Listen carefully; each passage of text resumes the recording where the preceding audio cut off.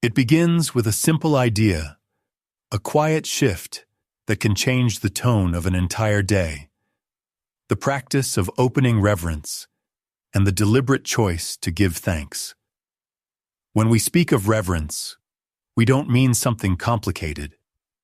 Reverence is an attitude, a gentle awareness that life is bigger than our immediate wants and worries. It's the moment you pause and recognize something meaningful is happening here. That pause is vital because our minds are wired to scan for what's missing, for what's wrong. Reverence redirects that powerful attention toward what is already present. The support, the opportunity, the simple gift of breath, the people around us, and the small moments of grace that so often slip by unnoticed. And here is the key. Reverence is not a feeling you must wait for. It is a practice you can cultivate. And practice works because the mind responds to consistent cues.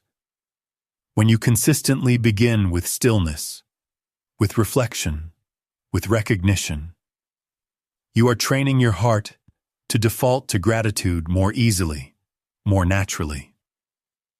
Consider what gratitude truly does. Psychologists describe it as a positive response to a benefit we've received, an appreciation that acknowledges a source of goodness outside of ourselves. This is not the same as pretending everything is fine. Gratitude can, and often does, coexist with struggle. In fact, a wealth of research consistently links the practice of gratitude with improved well-being. Multiple studies suggest that regularly expressing thanks can increase positive emotions and life satisfaction, and may even reduce symptoms of depression for some. The mechanism is beautifully straightforward. When you focus on what you value, your entire pattern of attention shifts. Your mind becomes less preoccupied with threat and scarcity, and more attuned to connection and meaning. But the true power is unlocked in the choice to thank. Gratitude becomes transformative when it is active, not passive. You are not just noticing something good, you are deciding to respond to it. Imagine a small scenario. You walk into a room and realize a colleague stayed late to help you finish a project. A mind untouched by gratitude might think, well, it's their job, or simply move on without a thought. But a reverent, grateful response is different. You pause for just a moment, make eye contact, and say, "Thank you for staying late. I truly appreciate it." That single sentence does more than convey information. It communicates respect. It reinforces the relationship. The other person feels seen, and you strengthen a pattern of mutual care. A thank you doesn't have to be monumental to matter. In the rhythm of daily life, gratitude is like a light switching on, a small action with a transformative effect. When a coworker shares a useful idea, you can say, "That was so helpful, thank you." When a stranger holds the door, you can offer a genuine, "Thanks so much." And when you finish a workout or complete a task you've been avoiding, you can even turn that gratitude inward. Thank you to myself for showing up. This self-gratitude isn't indulgent. It's the simple act of acknowledging your own effort, and in doing so, you build resilience. You are teaching your mind that progress, no matter how small, always counts. In the rush of a normal day, it's easy to miss how many gifts we receive. We can train our hearts to remember these daily provisions in quiet moments, not because life has suddenly become calm, but because we have chosen to create small pockets of stillness. Think of these moments as spiritual rest stops. They may be brief, but they can alter the direction of your entire journey. These quiet moments don't need to be long or dramatic. A quiet moment can be the first 30 seconds after you wake up, before the phone, before the noise. It can be a pause in the middle of a meal, when you realize you are actually breathing, tasting, and being nourished. They have to be monumental to matter. In the rhythm of daily life, gratitude is like a light switching on, a small action with a transformative effect. When a coworker shares a useful idea, you can say, "That was so helpful, thank you." When a stranger holds the door, you can offer a genuine "thanks so much." And when you finish a workout or complete a task you've been avoiding, you can even turn that gratitude inward. Thank you to myself for showing up. This self-gratitude isn't indulgent. It's the simple act of acknowledging your own effort, and in doing so, you build resilience. You are teaching your mind that progress, no matter how small, always counts. In the rush of a normal day, it's easy to miss how many gifts we receive.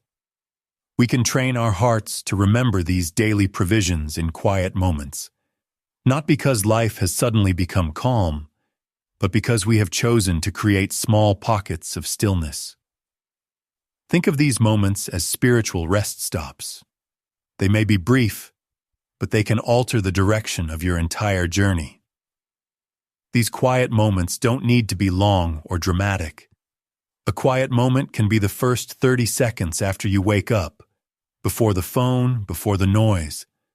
It can be a pause in the middle of a meal, when you realize you are actually breathing, tasting, and being nourished. It can be the instant you step outside and feel the air on your face. Even the few seconds between tasks, waiting for a file to load, pouring a glass of water, standing at a crosswalk, can become a small altar of attention. When we remember God's gifts in these moments, our perspective shifts from "what am I missing?"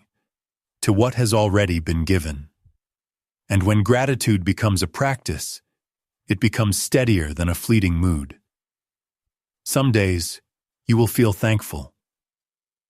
On other days, you will need to choose thankfulness, even while you are tired or worried. Quiet moments are the spaces where that choice becomes possible. A helpful place to begin is with simple, concrete gifts. The world often teaches us to measure life by grand achievements, what we've built, earned, or fixed. But God's daily gifts are often ordinary, humble, and easily overlooked. Consider the gift of breath. Every inhale is a quiet reminder that you are being sustained. In Scripture, breath is deeply connected to life and divine purpose. Or consider the gift of your senses, hearing a bird sing, feeling the warmth of the sun, tasting food, noticing the texture of a favorite blanket. These are not guarantees. Then there are the gifts you might never label as spiritual, like your ability to think, your capacity to love, or the strength to get through just one more day. The very fact that you can take a step forward after a hard moment is a form of grace. You can try a simple practice, a one-sentence prayer woven throughout your day.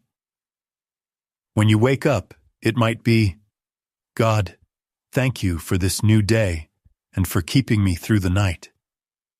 Before you eat, a simple pause. "Thank you for this food and for your provision." While doing something repetitive, washing dishes, driving, folding laundry, you can interrupt the routine with one line. "Thank you for helping me stay steady." These short prayers are powerful because they break the spell of autopilot. They remind you that your life is not random motion. It is a series of moments where God is present. We've talked about how easy it is to name blessings when life feels comfortable, when everything is under control. But here is a profound shift. Some of the most meaningful blessings don't arrive as ease. They arrive as growth, as opportunity, as connection, as clarity, and even as the strength to keep going when you feel no control at all. Gratitude, then, is a practice of attention. The work of psychologists like Robert Emmons and Michael McCullough has shown that people who regularly write about things they are grateful for report higher levels of well-being over time compared to those who focus on hassles. This doesn't mean every day becomes happy. It means the mind gets better at noticing what is working, even when the rest is hard. So what does it look like to name blessings that go beyond comfort? First, there are the blessings of growth. Comfort is what you already know how to handle. Growth is what you learn when you're stretched. If you've been learning a new skill, navigating a new role at work, or even learning to set healthy boundaries, that progress is a blessing. Not because it's always pleasant, but because you are becoming someone with new capacity. You might name it, "I'm grateful I'm learning, even when it's awkward." Second, consider the blessings of resilience. Resilience isn't a trait you either have or don't. It's a muscle built through repeated practice. Think of a moment when you felt overwhelmed, but you got through the day anyway. A resilience blessing might sound like this: "I'm grateful I didn't quit," or "I'm thankful my body and mind can adapt." These are real gifts, even if they arrive wrapped in stress. Third, there are the blessings of clarity. Control can be comforting because it reduces uncertainty. But clarity often arrives when you finally look honestly at what is true. A painful experience might teach you what you truly value. A mistake might show you what you need to do differently. You can later name the lesson, thankful for the wake-up call, or grateful for the truth I can now act on. And fourth, the blessings of connection. Comfort can make us feel self-sufficient, but community is a blessing, even when it shows up imperfectly. Maybe a friend checked in when you were quiet. Maybe a coworker offered a resource. Maybe a family member offered practical help. These moments are lifelines. Let's focus on that connection, on offering thanks for the people in our lives, and what that can do for our hearts when they feel worn, tight, or heavy. When your heart is bruised, it's easy to focus on what went wrong, but gratitude gently changes the direction of your attention. It pulls you from an isolated mindset and turns your eyes toward the real people who have helped you. Offering thanks is more than a quick habit. It's about noticing. It's naming what you appreciate and letting the other person know their effort mattered. Instead of a simple, "Thanks for your help," try, "I really appreciate how you showed up early today. It relieved so much stress for me." That one detail tells the other person they were not invisible. They were seen. And when people feel valued, they are more likely to invest again, creating a virtuous cycle of mutual support. This practice can also begin to restore our own hearts. A struggling heart often needs three things: acknowledgement, healing, and a renewed direction. Acknowledgement means telling the truth about the hurt. Restoration doesn't require pretending. It means you stop denying the damage.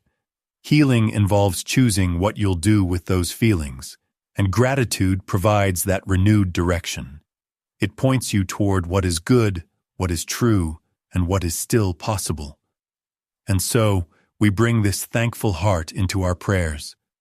For today, and even for a tomorrow that feels uncertain. A thankful heart isn't pretending everything is perfect. It's choosing to notice what is true, what God has already done, and what help is available right now. Start with the now. When you pray for the present, thankfulness changes the tone. Instead of launching into requests, you begin by naming what you're grateful for. It could be something big, like healing after a hard season, or something simple, like a safe place to sleep. Gratitude is not wasted words. The Apostle Paul gives this clear instruction in 1 Thessalonians chapter 5, verse 18. Give thanks in all circumstances. This doesn't mean every situation is good. It means God is still present in the middle of it, and your heart can still turn toward Him. Before you ask for anything, try a simple rhythm. God, thank you for. Then, add the specifics. Thank you for the strength I felt yesterday morning. Thank you for the conversation that helped me breathe again. Thank you for the way you provided, through a person or a door that opened. Specific gratitude grounds you. It brings your prayer into real life. Now let's talk about tomorrow. Tomorrow often carries uncertainty, but in Philippians chapter 4, verse 6, we are given a clear posture for prayer. Do not be anxious about anything, but in everything, by prayer and supplication with thanksgiving, present your requests to God. Notice the sequence. Prayer and requests are real, but they are offered with thanksgiving. Gratitude acts as an anchor, steadying your mind while you talk to God about what's ahead. You can pray, God, thank you that you already know what tomorrow holds. Thank you that I don't have to carry it alone. This is not wishful thinking. It is faith. You might pray a prayer like this. God, I thank you for what you have already done in my life. Thank you for the people who support me, the strength you gave me when I thought I had none, and the moments where you made a way. Right now, I bring you my needs. I need your wisdom for this decision, your peace in this relationship, your healing for my body. I trust you with these things, and I thank you in advance that you are already at work. Now let's turn this understanding into something you live. This is about making a closing commitment, building daily gratitude practices that stick. A commitment doesn't have to be dramatic. It's a simple decision you can follow through on. Pick one daily action that takes less than 2 minutes, because gratitude should be sustainable, not stressful. You might choose one of these simple commitments. Every day, I will notice one good thing. Or, every day, I will express gratitude to someone. Or, every day, I will end my day by naming 3 moments of grace. The most common mistake is waiting for the perfect moment.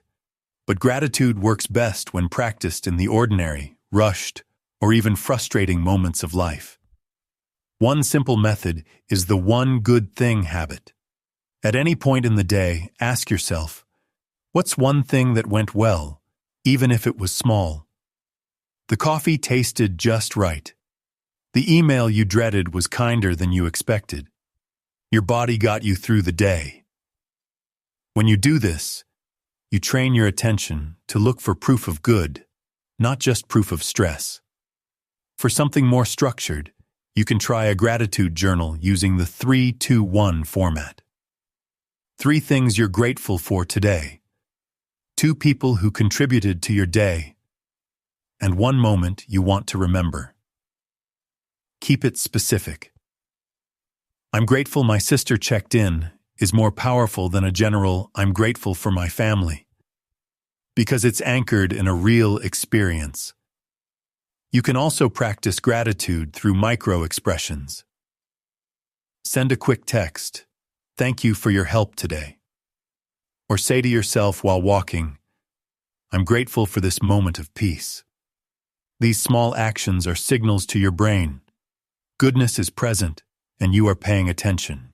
In the end, gratitude is more than a fleeting emotion or a polite gesture. It is a lens through which we can see the world differently. It is a conscious choice to acknowledge the good, a quiet practice that builds resilience, and a heartfelt prayer that connects us to God and to each other. It doesn't erase the challenges, but it ensures we never face them empty-handed. It fills our lives not with the absence of struggle, but with the undeniable presence of grace.